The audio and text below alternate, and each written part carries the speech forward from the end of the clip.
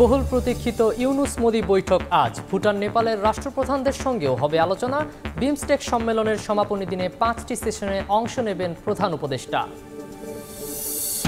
মার্কিন শুল্ক আরোপে পোশাক শিল্পের উদ্যোক্তাদের কপালে দুশ্চিন্তা। ট্রাম্প প্রশাসনের সঙ্গে আলোচনার তাগিদ। নতুন বাজারে রফতানি বাড়াতে প্রতিবন্ধকতা দূর করার দাবি। ঈদ উদযাপন শেষে ঢাকায় ফিরছেন কর্মজীবীরা। লঞ্চ বাস ট্রেনে যাত্রী চাপ। সবার চোখে মুখে প্রিয়জনের সঙ্গে কাটানো সুন্দর সময়ের সুখস্মৃতি। জুলাই আন্দোলনের সময় সৌদি আরবে গ্রেফতার 10 প্রবাসী দেশে ফিরেছেন। মাতৃভূমিতে ফিরতে পারায় অন্তর্বর্তী সরকারের প্রতি কৃতজ্ঞতা জানান রেমিটেন্স যোদ্ধারা।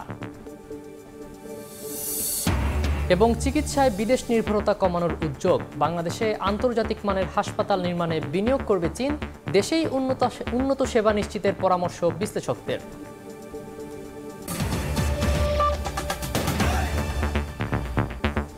সকালের সময়ে সঙ্গে আছি আমি শাখাওয়াত হোসেন শাহ। বহুল প্রতীক্ষিত ডক্টর ইউনুস নরেন্দ্র মোদি বৈঠক আজ। ভুটান নেপালের রাষ্ট্রপ্রধানদের সঙ্গেও হবে দ্বিপাক্ষিক আলোচনা। আজ বিমস্টেক সম্মেলনের সমাপনী দিনে 4 থেকে 5টি সেশনে অংশ নেবেন প্রধান উপদেষ্টা। এর আগে গতকাল ব্যাংককে বিমস্টেক ইয়াং জেনারেশন ফোরামের সম্মেলনে অংশ নেন ডক্টর মোহাম্মদ ইউনুস। প্রচলিত পদ্ধতিতে বিশ্ব বদলানো সম্ভব নয় মন্তব্য করে পদ্ধতি বদলানোর আহ্বান জানিয়েছেন প্রধান উপদেষ্টা ডক্টর মোহাম্মদ ইউনুস।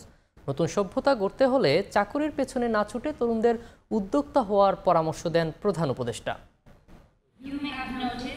থাইল্যান্ড সফরের প্রথম দিনই দেখা হলো বাংলাদেশের প্রধান উপদেষ্টা ডক্টর মোহাম্মদ ইউনুস ও ভারতের প্রধানমন্ত্রী নরেন্দ্র মোদির। বিমস্টেক সম্মেলনের দ্বিতীয় দিন বুধবার সন্ধ্যায় থাই সরকারের দেয়া অফিসিয়াল নৈশভোজে পাশাপাশি চেয়ারে বসেন দুইজন। ব্যাংককের হোটেল সাংগ্রিলার সেই ডিনারে মোদি ইউনুসের মধ্যে কুশল বিনিময়ের পাশাপাশি আন্তরিক বাক্য বিনিময় হয়। হাসিনা সরকার পতনের পর এটাই প্রথম সাক্ষাৎ।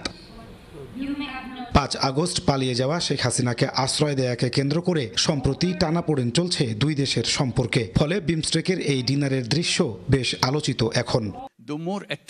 এদিকে থাইল্যান্ডে ব্যস্ত সময় কাটছে বাংলাদেশের প্রধান উপদেষ্টা ডক্টর মোহাম্মদ ইউনুসের। ব্যাংককে পৌঁছেই তিনি হাজির হন বিমস্টেক ইয়াং ফোরামের আলোচনায়। একক বক্তা হিসেবে তরুণদের উদ্দেশ্যে দিক নির্দেশনামূলক বক্তব্য রাখেন doctor Yunus. The whole problem is created by the way we structured the civilization for ourselves. Unless we redesign it, we are stuck and we are finished. So that's the world we see. We have the alternative. It's not that it's a kind of terrible thing. It's not a terrible thing. Simply become aware. এ সময় তিনি তরুণদের চাকরি না করে উদ্যোক্তা হওয়ার আহ্বান জানান। বলেন, নতুন সভ্যতা গড়তে হলে সামাজিক উদ্যোক্তা হতে হবে। You are born as an entrepreneur. So I bring the entrepreneurship at the center. Every child has to grow up as an entrepreneur. Our schooling, our education system change itself. You teach young people to become an entrepreneur, not to become a job seeker. এর আগে বিমস্টেক সম্মেলনের দ্বিতীয় দিন বৃহস্পতিবার স্থানীয় সময় দুপুর 1টার দিকে সুবর্ণভূমি বিমানবন্দরে পৌঁছান প্রধান উপদেষ্টা। এ সময় তাকে অভ্যর্থনা জানান থাইল্যান্ডের ঊর্ধ্বতন কর্মকর্তারা। দক্ষিণ এশিয়ার স্বার্থ সংশ্লিষ্ট আঞ্চলিক জোট হলেও বিমস্টেকের এবারের সম্মেলনে বেশ গুরুত্বের সঙ্গে আলোচনা হচ্ছে বাংলাদেশের প্রধান উপদেষ্টা ডক্টর মোহাম্মদ ইউনুস আর ভারতের প্রধানমন্ত্রী নরেন্দ্র মোদির দ্বিপক্ষীয় বৈঠক। সম্মেলনের তৃতীয় দিন এই বৈঠকের মাধ্যমে সম্প্রতি ভারত বাংলাদেশের সম্পর্কের যে টানাপোড়েন তার কিছুটা হলেও উন্নতি হবে বলে আশা করছেন আগত ডেলিগেটরা। নাজমুস সালেহী, সময় সংবাদ, ব্যাংকক, থাইল্যান্ড। এই মুহূর্তে ব্যাংকক থেকে সরাসরি যুক্ত হচ্ছেন রিপোর্টার নাজমুস সালেহী। সরাসরি যাচ্ছি তার কাছে।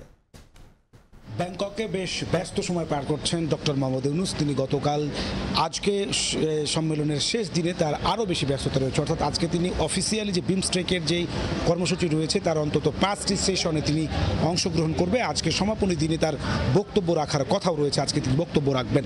এছাড়াও আজকে ভারতের প্রধানমন্ত্রী নরেন্দ্র মোদির সঙ্গে তার দ্বিপাক্ষিক একটি বৈঠক হওয়ার কথা রয়েছে। সেটি বাংলাদেশ সময় 2:45 আর ব্যাংকক সময় 3:45 দিকে হবে বলে আমরা জানতে পেরেছি। এটির সময় এদিক সেদিক বা আগে পরে পরেও হতে পারে, কারণ এখনও সেটি কোন সময় হবে সেটি সময়টা নির্ধারিত নয়। তবে দুপুরের পরে অথবা দুপুরের আগেও হওয়ার সম্ভাবনা রয়েছে এবং একই দিন নেপাল এবং ভুটানের প্রধানমন্ত্রীর সঙ্গেও ডক্টর মোহাম্মদ ইউনূসের বৈঠক হওয়ার কথা রয়েছে। আজকে তিনি বক্তব্য দিবেন, পাশাপাশি মূল ইভেন্টের 4 থেকে 5টি সেশনে অংশ নেওয়ার পাশাপাশি আজকে বিমস্টেকের যে স্বার্থ সংশ্লিষ্ট বিষয়গুলো নিয়ে সদস্য রাষ্ট্রগুলোর সঙ্গে অন্তত 2টি চুক্তি স্বাক্ষর করবেন ডক্টর মোহাম্মদ ইউনূস। শেষ দিনে আসলে বিমস্টেকের যেই আঞ্চলিক স্বার্থ সংশ্লিষ্ট যে জোট রয়েছে তার সদস্যদের সব মিলিয়ে যে বাণিজ্য এবং উন্মুক্ত অর্থনীতির যে দুয়ার খোলার কথা বা যে বিষয়গুলো নিয়ে তাদের আলাপ আলোচনা হওয়ার কথা রয়েছে, তার থেকে মূলত আজকে বেশি আলোচিত হচ্ছে ডক্টর মোহাম্মদ ইউনূস এবং ভারতের প্রধানমন্ত্রী নরেন্দ্র মোদীর সঙ্গে যে দ্বিপক্ষীয় বৈঠক হওয়ার কথা রয়েছে সেটি এখন হচ্ছে যে বিমস্টেক সম্মেলনের আজকের দিনের অন্তত আলোচনার কেন্দ্রবিন্দুতে রয়েছে। ভারতীয় গণমাধ্যমের প্রতিনিধিরা যারা আছেন অথবা যারা এই বিমস্টেকভুক্ত রাষ্ট্রগুলোর যারা দক্ষিণ এশিয়ার রাজনীতি এবং জিওপলিটিক্স নিয়ে যারা পড়াশোনা করেন অথবা যাদের ধারণা রয়েছে, তারা যারা এখানে ডেলিগেট হিসেবে এসেছেন তারা নানা ধরনের হিসেব নিকেশ মেলাচ্ছেন, তারা নানা ধরনের সমীকরণ করছেন যে এই বৈঠকে আজকে ডক্টর মোহাম্মদ ইউনূস এবং ভারতের প্রধানমন্ত্রী নরেন্দ্র মোদীর মধ্যে আসলে কোন কোন বিষয়ে আলাপ আলোচনা হতে পারে এবং তারা যে আলাপ আলোচনা হতে পারে সেই আলাপ আলোচনার মধ্য দিয়ে সম্প্রতি ভারত বাংলাদেশের সম্পর্কের যে টানাপোড়েন তা আসলে কতটা উন্নতি ঘটতে পারে বা কতটা শিথিল হতে পারে সেটি নিয়ে কিন্তু রয়েছে নানা ধরনের জল্পনা কল্পনা।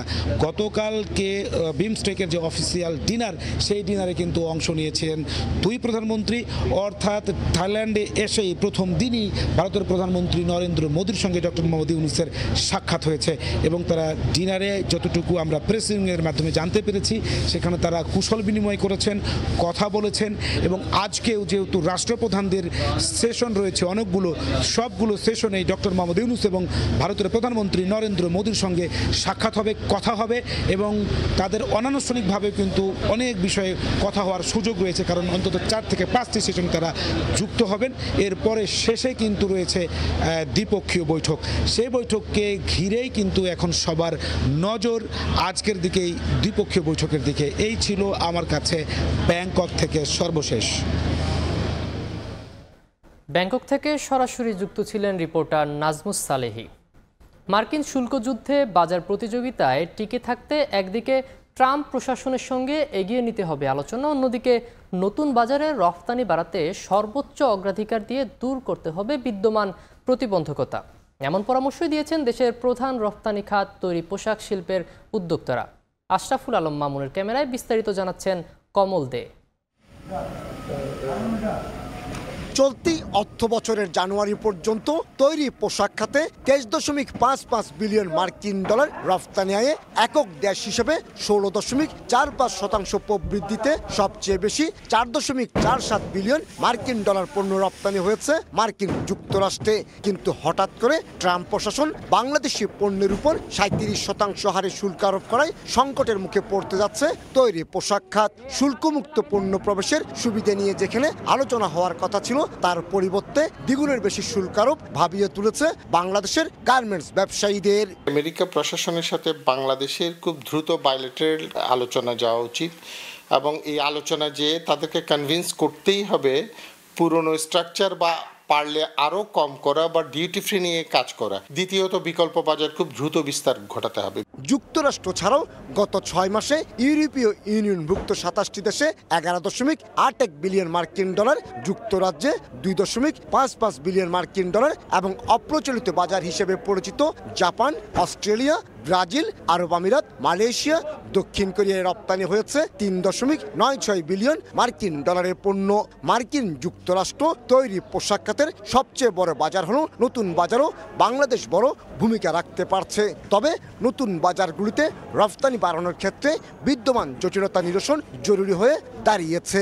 যেগুলো প্রতিবন্ধকতাগুলো পাচ্ছি শিপিং লাইন থেকে, কাস্টম থেকে, পোর্ট থেকে, এনবিআর থেকে, গভর্নমেন্ট থেকে, এগুলা কিন্তু এক টেবিলে বসে স্টেক হোল্ডাররা সবগুলো মিলে যদি আমরা একটা ফর্মুলা তৈরি করতে পারি তাহলে কিন্তু আমাদের খরচটা অনেক কমে আসবে। 2024-25 অর্থ বছরের ফেব্রুয়ারি পর্যন্ত 8 মাসে বাংলাদেশ 26.79 বিলিয়ন মার্কিন ডলার তৈরি পোশাক রফতানি করে, যা আগের অর্থ বছরের এই সময়ে ছিল 24.21 বিলিয়ন মার্কিন ডলার। যদিও 2022-23 অর্থ বছরে 38.14 বিলিয়ন মার্কিন ডলার পণ্য রফতানি হলো। পরের অর্থ বছর অর্থাৎ 2023-24 অর্থ বছরে 2 বিলিয়ন কমে 36.15 বিলিয়ন মার্কিন ডলার পণ্য রফতানি করে বাংলাদেশ।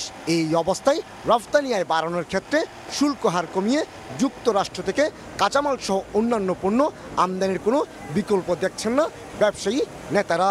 2022 সালে রেকর্ড 9.75 বিলিয়ন মার্কিন ডলার পণ্য রপ্তানি হয়েছিল যুক্তরাষ্ট্রে। 2022 সালে কিছুটা কমে তা 8.5 বিলিয়নে এসে দাঁড়িয়েছিল। আমেরিকার সাথে বসে ঠিক আছে তোমাদের সাথে আমরা নেগোশিয়েট করব, তোমরা আমাদেরকে আগের পজিশনে রাখো, আমরা নেগোশিয়েট করে আমরা একটা পর্যায়ে আসবো যাতে আমার পণ্য তোমার দেশে যায় এবং তোমার পণ্য আমার কাছে আসে, এবং আমরা তোমাদের সাথে এই অফার তোমাদের দিচ্ছি।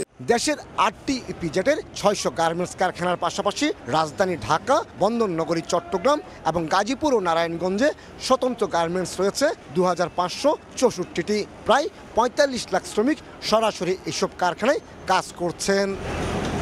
তবে গার্মেন্টস মালিকেরা আশা করছেন বাংলাদেশের অন্তর্বর্তীকালীন সরকার ট্রাম্প প্রশাসনের সাথে যৌক্তিক আলোচনা করে সংকট দূর করবে। আবারও সরগরম হয়ে উঠবে বাংলাদেশের গার্মেন্টস শিল্প।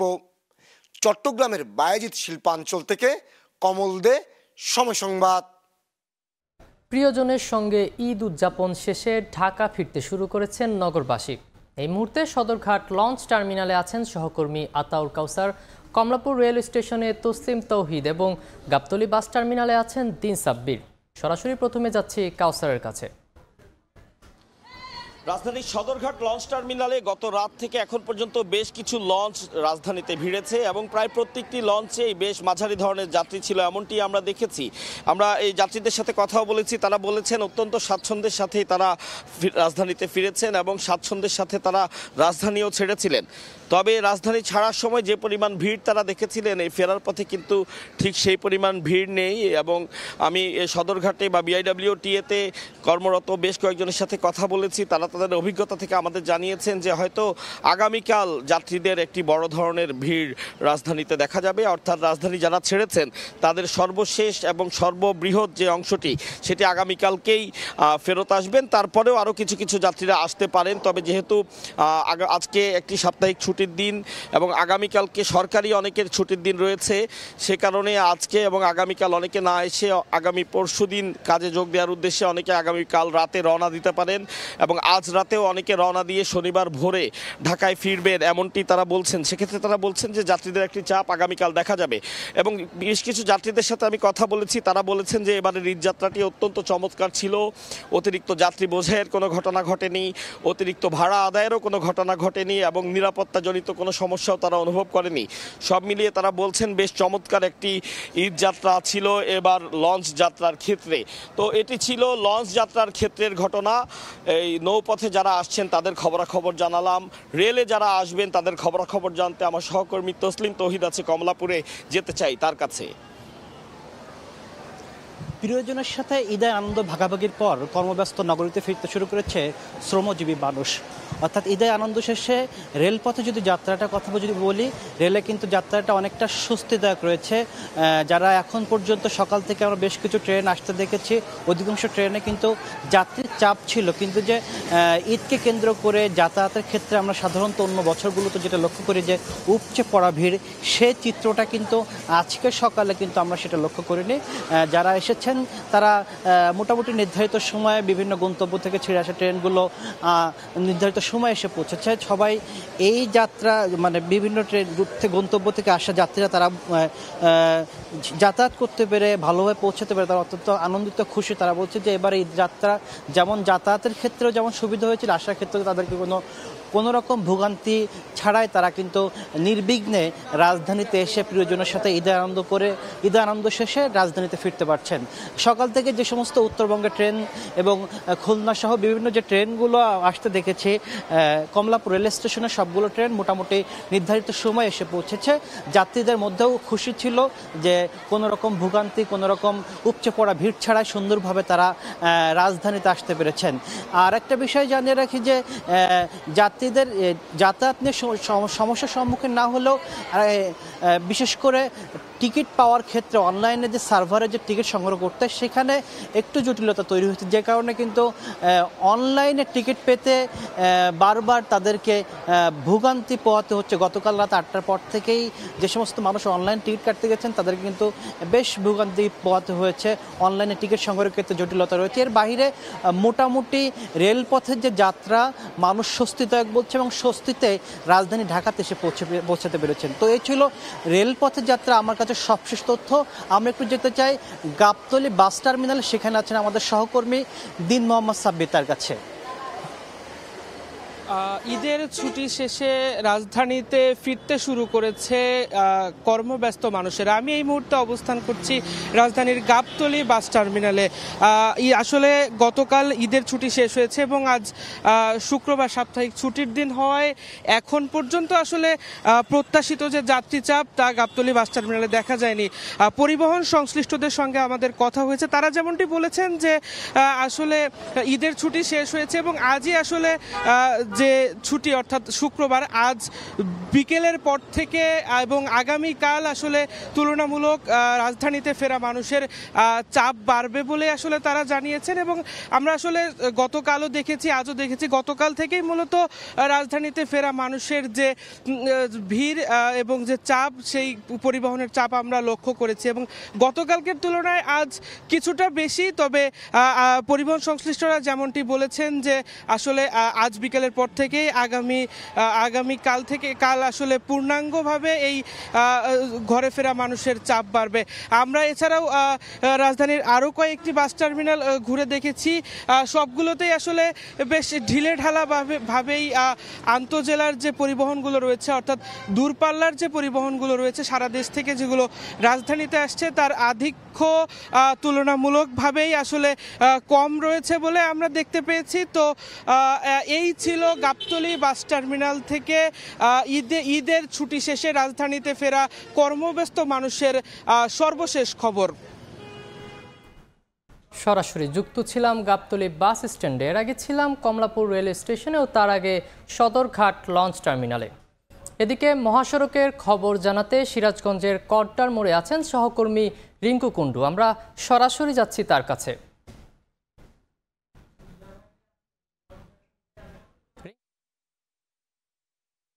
কিন্তু বেলা বাড়ার সাথে সাথে বাড়ছে। আমরা দেখছি যে উত্তরবঙ্গের বিভিন্ন জেলা থেকে ছেড়ে আসা ঢাকামুখী যে সকল যানবাহনের সংখ্যা অর্থাৎ যাত্রীবাহী বাস বা অন্যান্য পরিবহনের সংখ্যা, সেই সংখ্যাগুলো কিন্তু বেলা বাড়ার সাথে সাথে বাড়ছে। আমরা দেখছি যে উত্তরবঙ্গের বিভিন্ন জেলা থেকে ছেড়ে আসা যাত্রীবাহী বাসগুলো কড্ডার মোড়ে, সিরাজগঞ্জের কড্ডার মোড়ে আসছে এবং যমুনা সেতু হয়ে তারা রাজধানীমুখী যাচ্ছে। এবং আজকে যেটি দেখছি যে আজকে গত দুদিনের থেকে আজকে যাত্রী চাপটা অনেকটাই বেশি এবং চালক ও পরিবহন শ্রমিকরা যারা বলছিলেন যে তাদের সাথে আমাদের কথা হয়েছে, তারা আমাদেরকে জানিয়েছেন যে আজকে অন্যান্য দিনের চাপ বেশি এবং তবে যাত্রী চাপ থাকলেও যানজটের কিন্তু আসলে কোনো আমরা ভোগান্তি দেখিনি, কারণ মহাসড়কে 4 লেনের প্রকল্পের কাজ অনেকাংশে শেষ হয়। কিন্তু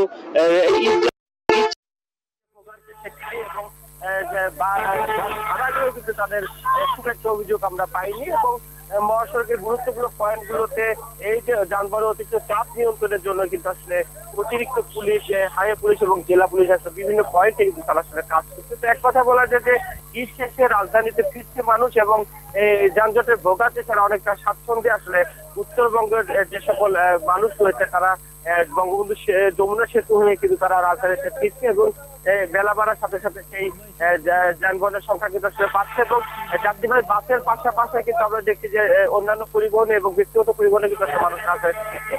এই ছিল সিরাজগঞ্জ থেকে আমার কাছে কর্মস্থলে ফেরা মানুষের সবচেয়ে খবর।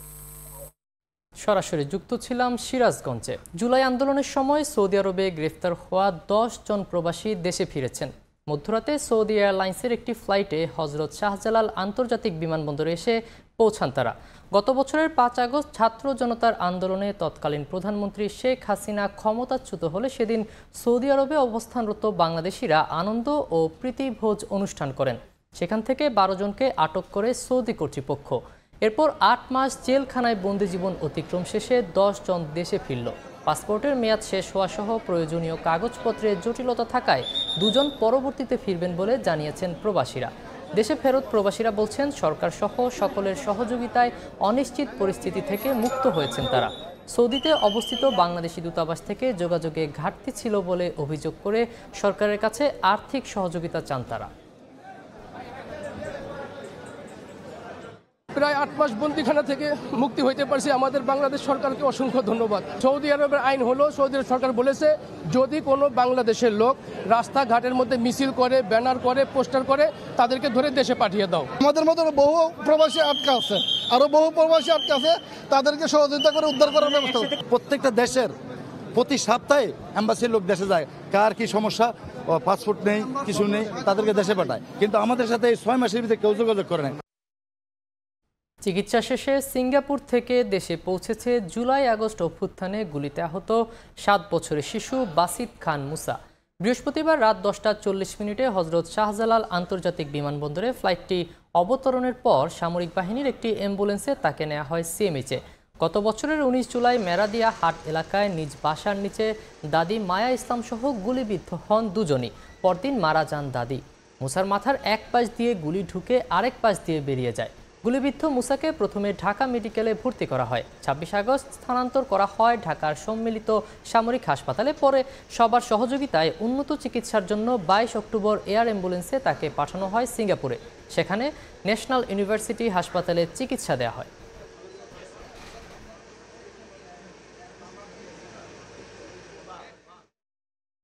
উন্নত নিউরো রিহ্যাব এবং অন্যান্য ব্যবস্থাপনার জন্য গত 22 অক্টোবর 2024 তারিখে স্বাস্থ্য মন্ত্রণালয়ের তত্ত্বাবধানে national institute of health science Singapore এখানে পাঠানো হয়। সেখানে তার অস্ত্রোপচার এবং নিউরো রিহ্যাব শেষে আজ সে সন্তোষজনকভাবে উন্নতি হয়ে সম্মিলিত সামরিক হাসপাতালে ফিরে এসেছে। বর্তমানে তার অবস্থা আগে থেকে অনেকটা ভালো এবং কিছুদিন এখানে থেকে এই রিহ্যাবিলিটেশনটা শিখে হয়তো বাসায় চলে যেয়ে বাকিটা ম্যানেজ করতে পারবে।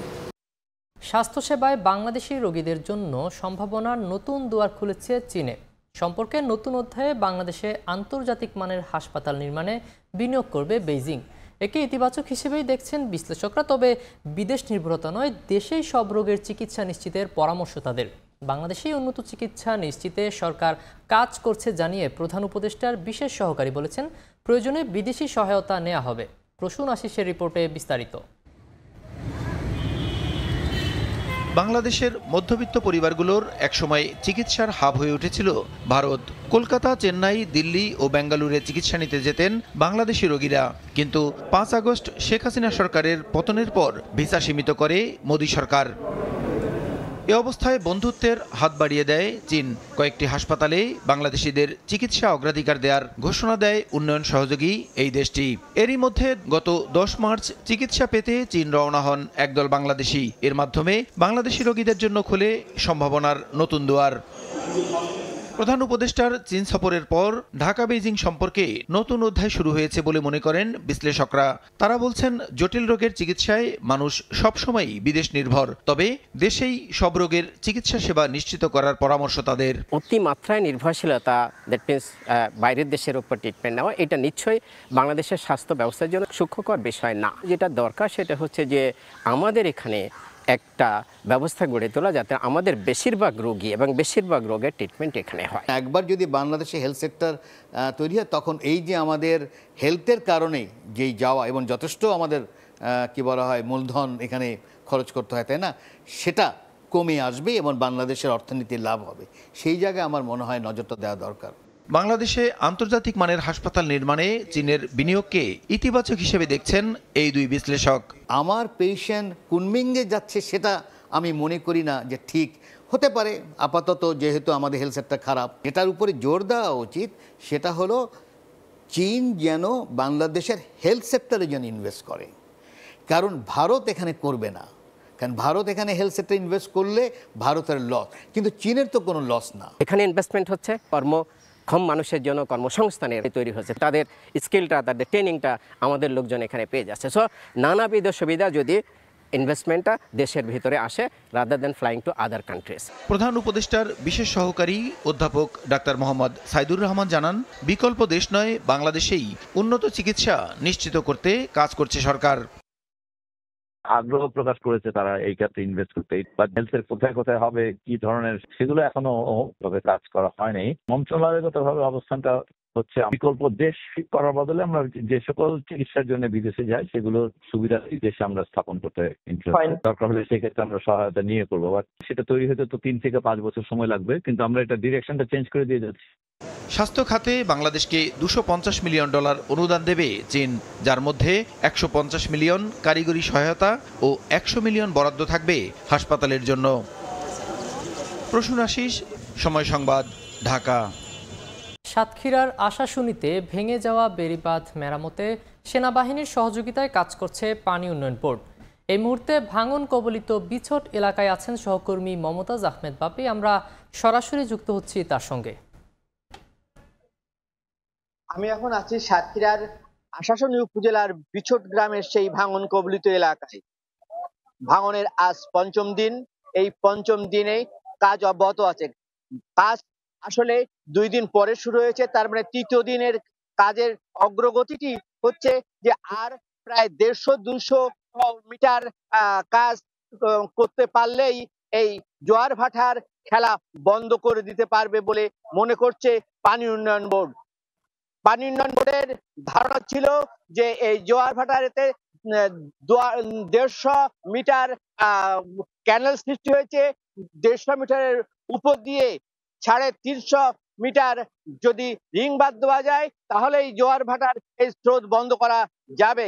কিন্তু সময়ের পরিক্রমায় এই ভাঙন, এই যে ক্যানেল ধীরে ধীরে বেড়েছে, ভাঙন বেড়েছে, ক্যানেল সৃষ্টি হয়েছে আর অনেক বেশি। সে কারণেই তারা এবার প্রায় 200 মিটার দূর থেকেই এই রিং বাঁধের দিচ্ছে এবং সেই 350 মিটার যে রিং বাঁধ দেওয়ার কথা ছিল সেটি এখন বাড়তে বাড়তে 500 মিটারে যে দাঁড়িয়েছে। এটা হচ্ছে পানি উন্নয়ন বোর্ডের ভাষ্যমতে 8 দিনের মধ্যেই এই রিং বাঁধের কাজ শেষ হবে।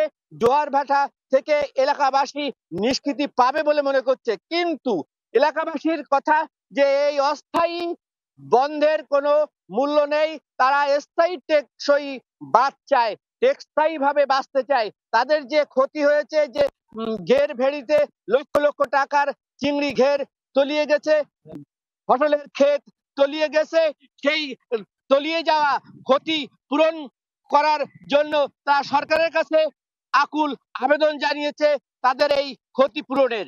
এই ছিল সাতক্ষীরার ভাঙন কবলিত এলাকা থেকে সর্বশেষ পরিস্থিতি।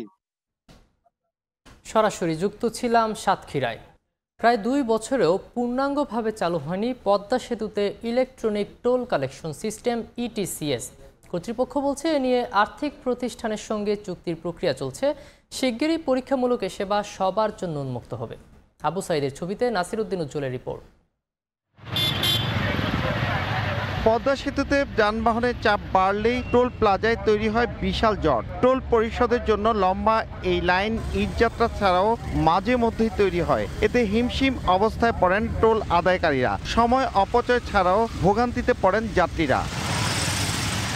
রেডিও ফ্রিকোয়েন্সি আইডেন্টিফিকেশন RFID পদ্ধতিতে স্বয়ংক্রিয় টোল আদায়ের বুথ চালু থাকলেও এখনও উন্মুক্ত হয়নি। তাই মাওয়া প্রান্তের পদ্মা সেতু উত্তর থানার পূর্ব পাশে ETCS রেজিস্ট্রেশন বুথ বন্ধ।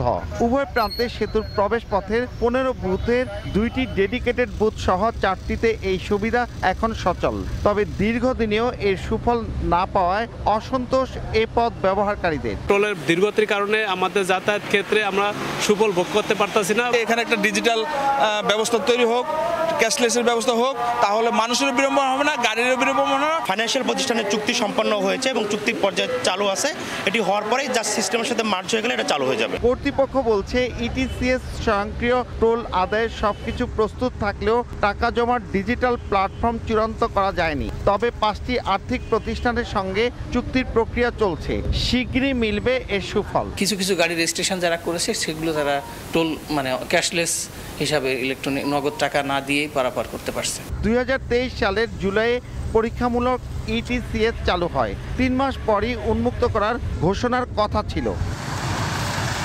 পদ্মা সেতুতে ইলেকট্রিক টোল কালেকশন সিস্টেম পরীক্ষামূলক চালুর পৌনে 2 বছরেও পূর্ণাঙ্গ চালু করা যায়নি। এতে টোল পরিশোধে তৈরি হয়েছে নানা রকম চ্যালেঞ্জ। মুন্সিগঞ্জের মাওয়ার টোল প্লাজা থেকে নাসির উদ্দিন উজ্জ্বল, সময় সংবাদ। দীর্ঘদিন মেরামত না করার ঝুঁকি নিয়ে বসবাস করছেন মাদারীপুরের কালকিনির সরকারি গুচ্ছগ্রামের বাসিন্দারা। ঝড়ে অধিকাংশ ঘরের টিনের চালা উড়ে যাওয়ায় পলিথিনের সঙ্গে ইট দিয়ে পানি আটকানোর ব্যর্থ চেষ্টা করছেন তারা। এখন একটু বৃষ্টিতেই ভিজে যায় বিছানাসহ আসবাবপত্র, আর শিক্ষার্থীদের বই খাতা, বাড়ে ভোগান্তি আর কষ্ট। যদিও বরাবরের মতো নতুন ঘর নির্মাণের আশ্বাস উপজেলা প্রশাসনের। সঞ্জয় কর্মকার অভিজিতের রিপোর্ট, ছবি তুলেছেন শাহাদাত আকন। পূর্ব আলিপুর গ্রামের ভ্যান চালক আব্দুর রহমান মাথা গোজার ঠাঁই না থাকায় 14 বছর ধরে বসবাস করছেন মাদারীপুরের কালকিনির বাঁশগাড়ি ইউনিয়নের খাসেরহাটের সরকারি গুচ্ছ গ্রামে। ঝড়ো বাতাসে 4 বছর আগে উড়ে গেছে তার ঘরের চালা। পলিথিন আর ইট দিয়ে বৃষ্টির পানি আটকানোর চেষ্টা করলেও ভিজে যায় বিছানাসহ ঘরের আসবাবপত্র। পরিবারে 7 সদস্য নিয়ে এখন চরম দুর্ভোগে তিনি। গদর ভাঙ্গাচুরা ঘরে থাকতে বৃষ্টি নামলে গদর সব টিন টুন সব আলগা, জোরে বাতাস আসলে টিন এক হিসেবে নিয়ে যায়। একই অবস্থা বসবাসরত অধিকাংশ পরিবারের। এখানকার বাসিন্দাদের কেউ দিনমজুর শ্রমিক, আবার কেউ ভ্যান চালক। নিজের ঘরবাড়ি না থাকায় সরকারি এই গুচ্ছ গ্রামে তাদের শেষ ঠিকানা। কিন্তু ঘরগুলো জরাজীর্ণ ও ঝুঁকিপূর্ণ থাকায় বাড়ছে আতঙ্ক। বাঙ্গা দিয়ে পানি পরে ঘরে থাকতে পারি না, সমস্যা এটা বেশি। ঘর দিয়ে পানি জোয়ারে মানে কদা হইয়া রাস্তা থেকে ঘরে অনেক অসুবিধা হয়। সে হিন্দা ভাঙ্গা না, হুন্দা ভাঙ্গা নাই, আমি কি করুন, চোরের ভয়ে থাকি। সরকার তো বলে দিতে আছি, আমরা আইতে আছি, মানুষ তো আহে কথা নাই, বাতি নাই তো দেয় না, আমরা আশায় তো আছি। ক্ষতিগ্রস্ত ঘরের তালিকা করা হয়েছে জানিয়ে শিগগিরই মেরামতের কথা জানান উপজেলা নির্বাহী কর্মকর্তা।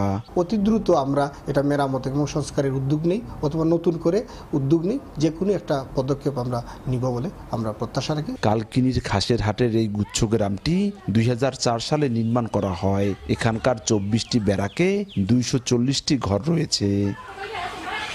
বসবাসের অনুপযোগী হওয়ায় বসতঘর রেখে অন্যত্র চলে গেছেন অনেক বাসিন্দা। তাদের অভিযোগ, শুধু আশ্বাসের বাণীতে আটকে আছে গুচ্ছ গ্রামের নতুন ঘর নির্মাণের কার্যক্রম। সঞ্জয় কর্মকার অভিজিৎ, সময় সংবাদ, মাদারীপুর। প্রকল্পের মেয়াদ 6 মাস থাকলেও শেষ হয়েছে মাত্র 38% কাজ। ভূমি অধিগ্রহণ জটিলতায় বারবার বাধাগ্রস্ত কিশোরগঞ্জের নোয়াগাঁও চাতলপাড় সেতু নির্মাণ। এ নিয়ে কোনো সমাধান দিতে না পারলেও যথাসময়ে নির্মাণ কাজ শেষ করার আশ্বাস এলজিইডির। নূর মোহাম্মদের পাঠানো তথ্য, ছবি নিয়ে রিপোর্ট। মেঘনা নদীতে চলছে নির্মাণযোগ্য পাকা অবকাঠামো নির্মাণে ব্যস্ত শ্রমিকরা। কিশোরগঞ্জের অষ্টগ্রাম উপজেলার নোয়াগাঁও ও ব্রাহ্মণবাড়িয়ার নাসিরনগর উপজেলার চাতলপাড় এলাকার মাঝে মেঘনা নদী। যোগাযোগ সহজ করতে 2022 সালে এই এলাকায় 1 কিলোমিটার দীর্ঘ পাকা সেতু নির্মাণ শুরু করে সরকার। চলতি বছরের 15 অক্টোবর প্রকল্পের কাজ শেষ হওয়ার কথা থাকলেও শেষ হয়েছে মাত্র 38%। সংশ্লিষ্টরা বলছে, জমি অধিগ্রহণ জটিলতায় বারবার বাধাগ্রস্ত হচ্ছে প্রকল্পের কাজ। আমরা অনেক উপকার হয়েছে। যেমন সিলেট যাইতে আমাদের একদিনের উপরে সময় লাগে, আলহামদুলিল্লাহ ব্রিজটা হইলে আমাদের 4 ঘন্টায় আমরা সিলেট যেতে পারবো। প্রত্যেকটা ক্ষণে ক্ষণে আমাদের বাধার সম্মুখীন হতে হচ্ছে, যেটা মূল সমস্যা হলো অধিগ্রহণ। জমি অধিগ্রহণটা হইলে আমাদের এই সমস্যা হয়তোবা সামনে আর ফেস করা লাগবে না। তবে অধিগ্রহণ জটিলতার কোনো সমাধান দিতে না পারলেও যথাসময়ে নির্মাণ কাজ শেষ করার আশ্বাস এলজিইডির। আমরা আশা করতেছি নির্দিষ্ট সময়ের মধ্যেই কাজটি শেষ করতে পারবো। আর কাজটি শেষ হলে হাওড়বাসী তার দীর্ঘদিনের স্বপ্ন সারা বছর যাতায়াত করতে পারবে। নোয়াগাঁও চাতলপাড় সেতু নির্মাণে ব্যয় ধরা হয়েছে 177,51,00,000 টাকার বেশি। বর্তমানে সেতুর 28টি পিলারের মধ্যে শেষ হয়েছে 16টির কাজ। সময় সংবাদ, কিশোরগঞ্জ। দেখছেন সকালের সময়। মঙ্গলবার থেকে কার্যকর হওয়া মার্কিন শুল্কারোপের প্রভাব পড়তে শুরু করেছে বিশ্বজুড়ে। বিশ্ব বাণিজ্যে এই শুল্কের প্রভাব নিয়ে সমালোচনার ঝড় উঠেছে বিশ্ব নেতাদের মধ্যে। কেউ কেউ যেখানে আলোচনার মাধ্যমে বিষয়টি সমাধানের চেষ্টা চালাচ্ছেন, অনেকে সেখানে পাল্টা শুল্ক আরোপের হুঁশিয়ারিও দিচ্ছেন। তবে এখনও নিজ সিদ্ধান্তে অনড় মার্কিন প্রেসিডেন্ট ডোনাল্ড ট্রাম্প। বিশ্বজুড়ে মার্কিন শুল্ক আরোপের নতুন সিদ্ধান্তকে বিশ্ব অর্থনীতির জন্য বড় আঘাত হিসেবে দেখছেন বিশ্ব নেতারা। পরিবর্তিত প্রেক্ষাপটে পরবর্তী পদক্ষেপ কি হবে তা নিয়েও চলছে বিস্তর আলোচনা। এ অবস্থায় একদল যেখানে সমঝোতা করে সমাধানের পথে হাঁটতে চাইছেন, আরেক দল সেখানে পাল্টা শুল্ক আরোপের হুঁশিয়ারি ছুড়ে দিচ্ছেন। তবে মার্কিন প্রেসিডেন্ট ডোনাল্ড ট্রাম্পের দাবি এই পদক্ষেপগুলো অন্যায্য বাণিজ্য নীতির প্রতিশোধ হিসেবে নেওয়া হয়েছে এবং সিদ্ধান্ত নেওয়ার ক্ষেত্রে যথেষ্ট দয়া দেখিয়েছেন তিনি। বৃহস্পতিবার সকালের এক বিবৃতিতে ইউরোপীয় কমিশনের প্রধান উর্সুলা ভন ডার লেয়েন বলেন, আমদানির ওপর নতুন শুল্ক আরোপের কারণে অনিশ্চয়তা বাড়বে, যা বিশ্বজুড়ে কোটি মানুষের জন্য মারাত্মক পরিণতি ডেকে আনতে পারে। যুক্তরাষ্ট্রের বিরুদ্ধে পাল্টা কঠোর পদক্ষেপ নেওয়ার কথা জানিয়েছে চীন। ইতালির প্রধানমন্ত্রী জর্জিয়া মেলোনি বলেছেন সিদ্ধান্তটি ভুল হয়েছে, তবে তিনি বাণিজ্য যুদ্ধ প্রতিরোধ করতে যুক্তরাষ্ট্রের সঙ্গে একটি চুক্তির বিষয়ে কাজ করবেন বলে জানিয়েছেন। সিঙ্গাপুরও হাঁটছে একই পথে। অস্ট্রেলিয়ার প্রধানমন্ত্রী অ্যান্থনি আলবানিজ বলেছেন, এই অন্যায় শুল্ক আরোপের জন্য মার্কিনীদের সবচেয়ে বড় মূল্য দিতে হবে। তবে বাণিজ্য প্রতিমন্ত্রী জোনাথন রেনল্ডস বলেছেন, সরকার যুক্তরাষ্ট্রের সঙ্গে একটি অর্থনৈতিক চুক্তি নিয়ে আলোচনার ব্যাপারে আগ্রহী। তবে ট্রাম্পের এ সিদ্ধান্তের প্রতিবাদ জানালেও এখনও নিজেদের পরবর্তী পদক্ষেপ কি হতে যাচ্ছে তা নিয়ে সন্দিহান বেশ কিছু দেশ। এই তালিকায় নাম রয়েছে Spain, Ireland, Taiwan, Japan, Thailand সহ বেশ কিছু দেশের। এর মধ্যে কেউ কেউ মন্ত্রী পরিষদের সঙ্গে আলোচনার পর তাদের সিদ্ধান্ত জানাবেন বলেও মন্তব্য করেছেন। সাদিয়া তাসনিম, সময় সংবাদ। সকালের সময়ের শীর্ষ সংবাদগুলো জানিয়ে দিচ্ছি আরেকবার। বহুল প্রতীক্ষিত ইউনুস মোদি বৈঠক আজ। ভুটান নেপালের রাষ্ট্রপ্রধানদের সঙ্গেও হবে আলোচনা। বিমস্টেক সম্মেলনের সমাপনী দিনে 5টি সেশনে অংশ নেবেন প্রধান উপদেষ্টা। মার্কিন শুল্ক আরোপে পোশাক শিল্পের উদ্যোক্তাদের কপালে দুশ্চিন্তা। ট্রাম্প প্রশাসনের সঙ্গে আলোচনার তাগিদ। নতুন বাজারে রপ্তানি বাড়াতে প্রতিবন্ধকতা দূর করার দাবি। এবং ঈদ উদযাপন শেষে ঢাকায় ফিরছেন কর্মজীবীরা। লঞ্চ, বাস, ট্রেনে যাত্রীচাপ, সবার চোখে মুখে প্রিয়জনের সঙ্গে কাটানো সুন্দর সময়ের সুখস্মৃতি।